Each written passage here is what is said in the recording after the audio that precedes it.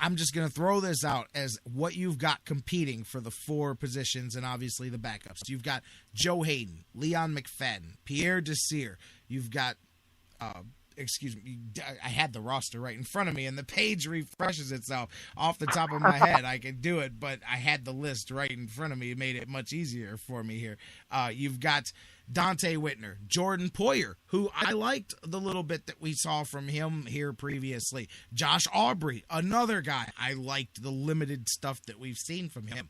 Undrafted, Darwin Cook, rookie. Tayshaun Gibson, Johnson Batamosi, another guy, Batamosi in there. You like him with what he does at safety, and he can play a little bit of corner. Buster Screen, Justin Gilbert, the first-round number 1 draft pick. Isaiah Trufant, Aaron Berry. All of these names are in that mix.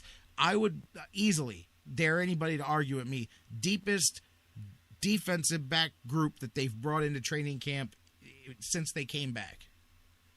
I think I agree, and that there's really a lot of talent back there, and it's very important considering how prolific all of these passing attacks are, that we see, more receivers, more passing attempts. It's just the way the whole NFL game goes, and you've got to have a lot of quality bodies back there, because you might need, a lot of times, especially down the stretch, you need 5 or 6 defensive backs out there, and if there's a weakness, they're going to find them. So it's good to see, like you said, guys like Trufant and, Pierre Desir, what a great draft he was. Throughout the 3rd round of the draft, his name was right up there at the top as on the list of these are the best guys still out there, and nobody took him. And then on the 4th round, the Browns took him. So I think that Desir is really going to open a lot of people's eyes. I think he's going to be quite good. And I think it's going to be fun to watch to see how well Justin Gilbert does. And it was great to see him, sign his contract. So there's going to be, he's going to be ready to go from day one. And Screen, as well as he played last year, if we can have Screen be our nickel guy and Gilbert being able to lock up the starting spot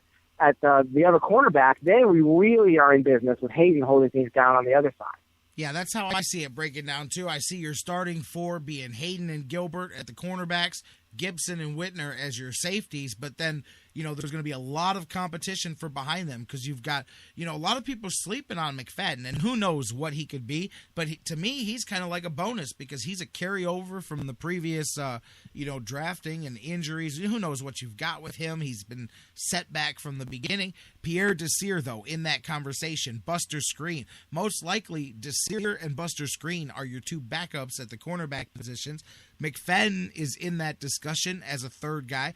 Isaiah Trufant, I brought him up earlier. That's a guy I think has some abilities to do some unique things back there. And as pure veteran, who, if he has anything left in the tank, you've got Aaron Berry in the discussion. Don't sleep on him knowing how to win a job coming out of camp. And then out of your safety positions, I brought up, I think the 3 names plus the drafted Darwin Cook, but Jordan Poyer, Josh Aubrey, both of those guys showed some different things that they can bring to a football team last year. And Batamosi, I mean, no-brainer.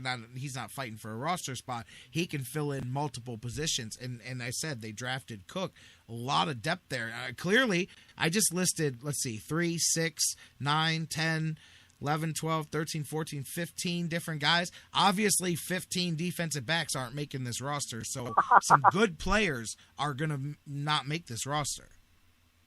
Right, and that's going to be a lot of fun to just watch how those battles play out during training camp and to see who ends up making this team. And it'll be really great to see that really emerge as a strength of the team. And we talk about the defense probably being the strength. If we can have the corner rather than the secondary be a true strength of this team, because eventually, if you're going to become a playoff team, if you're going to become a great NFL team, you've got to have certain sections of that team that this is really an elite group. This is really one of the best groups in the NFL. And if the Browns can get their secondary to start establishing themselves as one of the best, then that really, starts to lift your team to a higher level. And it makes the other, and it affects the other teams and how they game plan if they really have respect for your secondary as a group.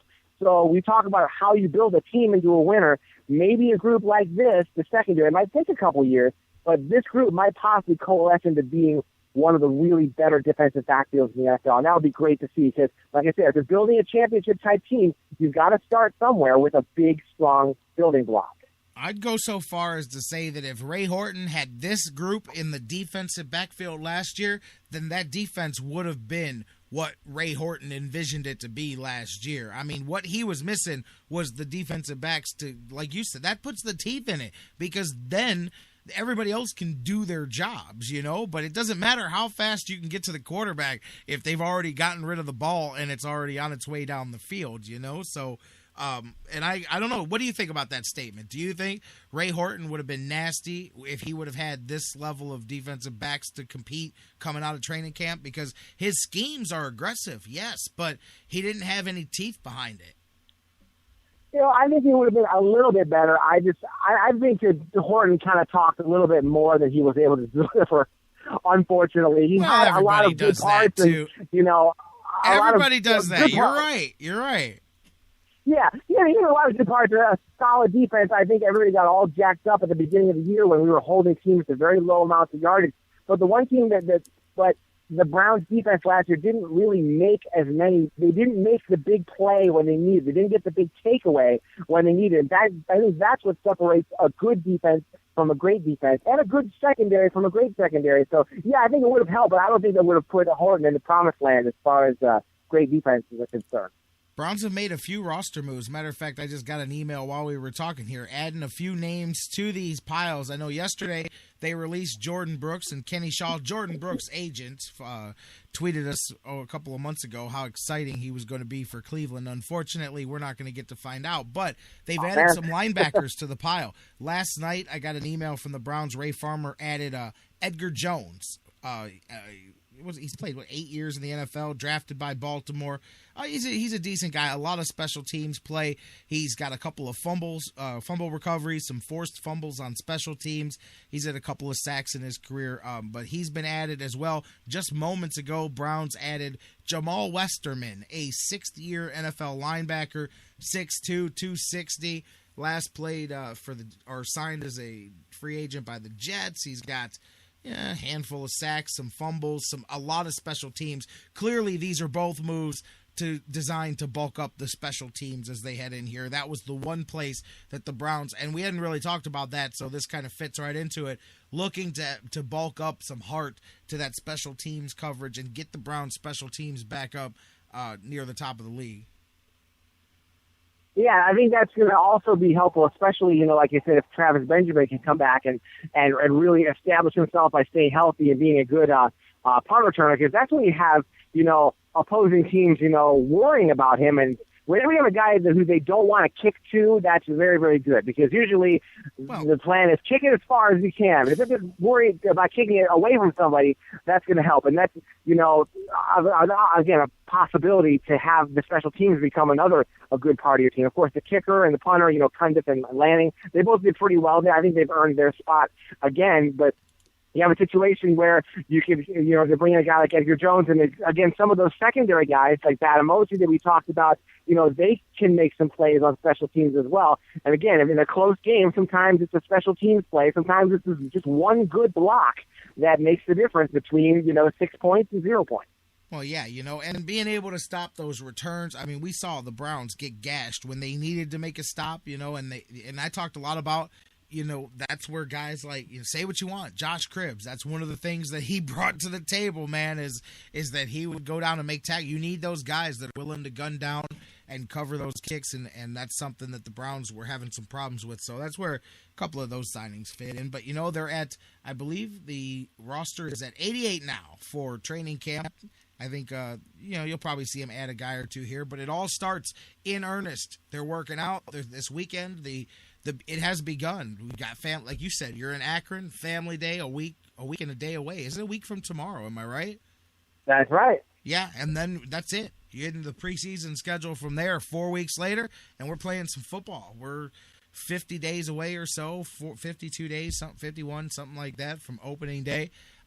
What are you looking for? Are you heading out this weekend, by the way? Are you going to catch any at camp? Or? I don't think we're going to be able to, unfortunately. Are you going to? Oh yeah, I'll be out there. I'll check some. I'll be out there getting the lowdown on how things are looking early on. I mean, work's getting put in. They don't ease their way into it. Tomorrow things will be rocking and rolling at camp. First couple days sold out. I think that they end up selling all 13 of the public dates out by the time they're done, man. Yeah, I would not be surprised as well. I think there's a lot of excitement about this team. You know, everything is new. There's a lot of hope that good things could happen. That certainly there's a very good chance that better things could happen. I think that we have a decent chance of being better than 4-12. I think that's going to just pump everybody up, and just everyone wants to be on the ground floor of how good this team could become. It's going to be fun to watch.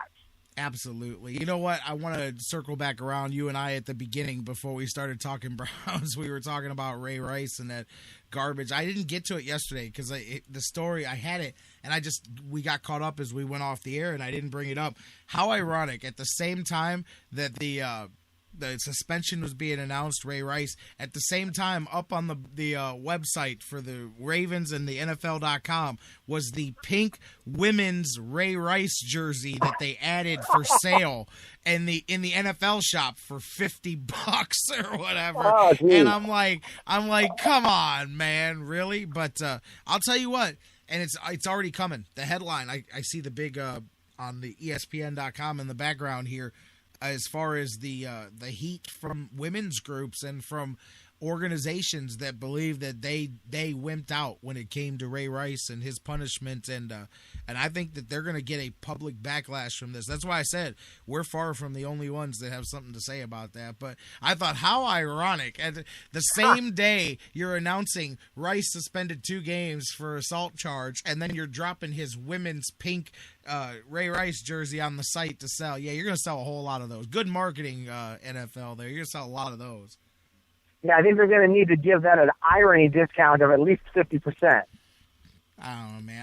I don't. We gotta not go back to that because right. I will go off for another 20 minutes straight. I mean, it amazes me. And again, it's hard not to keep going back to Josh Gordon, but it's hard not to also explain that I'm not trying to justify it, because I know that Josh Gordon officially is not suspended a year for weed. But when you break down the politics and the semantics of it, he kind of is in a roundabout way. And Ray Rice, and the best part is it even works out for the Ravens, their schedule, because got the Thursday night game in week 2, so he doesn't even miss like the full 2 weeks. He misses like 10 days because he's back to. I'm like, man, could we have made it any easier? Did Roger Goodell just sit down and look at the schedule and go, oh, you know what? Let's just make it easy. We'll suspend him right here, and then he can come back on Friday, and everybody can go back to work. And meanwhile, dude shoots himself and has to apply to come back in the league, and it takes him years to get back in after he gets to prison. It's amazing the up and down justice that is the NFL. Can't wait to see what kind of suspension Greg Hardy faces. I'm telling you. They may give him 4 games because the girl broke a nail in the middle of being violently assaulted on a bed full of guns. So he may get 4 games instead of 2, but I'm sorry, NFL, you deserve to have people like me making a joke out of you when you make a joke out of yourself making decisions the way you do.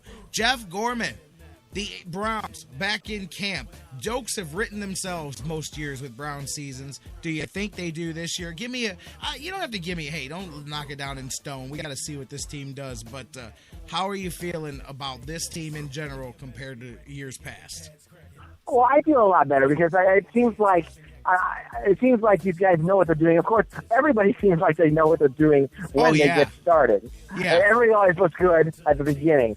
But it just seems like what we've been talking about, how the talent, the depth level has just risen. You've just got more talent, and that's what you need. And if these coaches can get them going in the right direction, and obviously there's a lot of ifs, I keep saying, but as long as we're not absolutely unreasonably killed by injuries of the skill positions, I gotta see this team getting better. I gotta see this team. I mean, in a perfect world, it'd be great if we were 8-8. That would be the absolute high watermark. But just to get 6 or 7 wins and just to be sort of clearly moving in the right direction, that's really all I'd ask for. Just to know that this team is actually on its way up, and that the same coaches will come back next year and add to it and try it again instead of wiping the slate clean every year. I think that 6 or 7 wins and keep the coach is a great goal. There you go. Jeff Gorman from Browns101.com. He's with us on Tuesdays and Fridays. Jeff, training camp has begun. The season has for us anyway, the season has begun. So next Friday, we'll talk about the first week of training camp and see what stories have popped up and all of that. Sounds like a lot of fun. We got a lot of good stuff and a lot of great conversations coming up, and I'm looking forward to it, man. You got that right. Jeff Gorman from Indians and Browns 101.com.